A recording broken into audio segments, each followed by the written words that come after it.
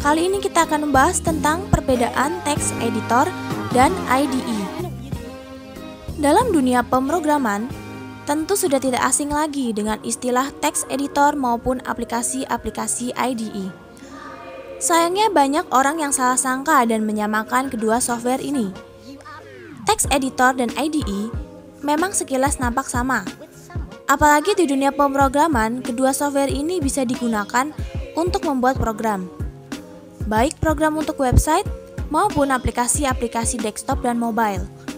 Tetapi, sejatinya text editor dan IDE adalah hal yang berbeda. Mari kita lihat pengertian masing-masing ya.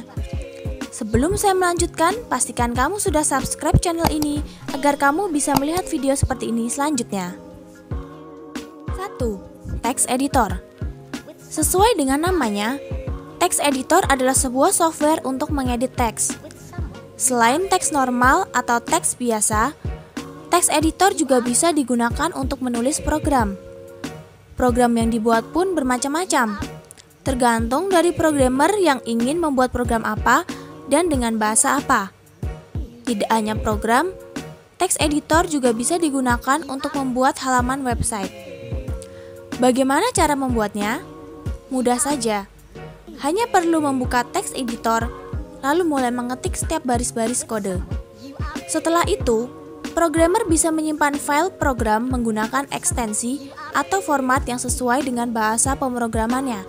Misalnya .java untuk Java, .php untuk PHP, .js untuk JavaScript, .html untuk HTML, dan lain sebagainya.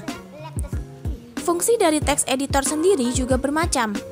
Untuk khalayak umum, biasanya text editor digunakan untuk mencatat hal-hal penting yang bisa disimpan.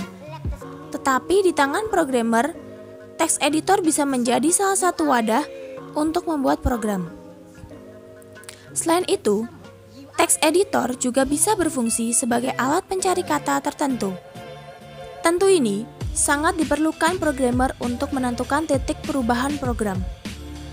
Beberapa contoh dari text editor yang banyak digunakan adalah Notepad dan Sublime Text.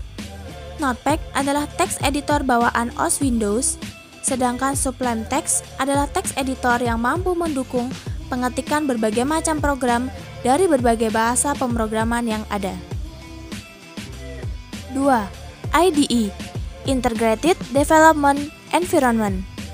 IDE adalah sebuah software yang dikembangkan sebagai lingkungan khusus untuk membuat program-program. Di dalam IDE sudah tersedia berbagai alat atau tools dan fasilitas lain untuk menunjang dan memudahkan programmer dalam membuat programnya. IDE ini sering digunakan sebagai alat untuk membangun sebuah perangkat lunak atau software. Berikut fasilitasnya. Editor. Bagian ini berfungsi sebagai tempat membuat dan mengedit program. Biasanya ditunjukkan dengan ruang atau panel yang cukup luas. Compiler.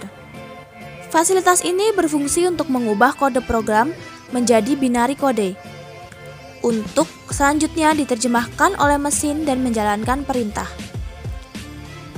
Debugger. Fasilitas ini berfungsi untuk mengetahui ada atau tidaknya bug atau error dalam program yang sedang dibuat. Biasanya akan terdapat indikator jika baris atau program tersebut terdapat kesalahan.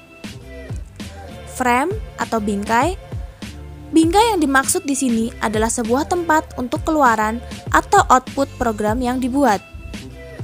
Setelah memahami pengertian di atas, tentu sudah dapat disadari perbedaan antara IDE dan text editor.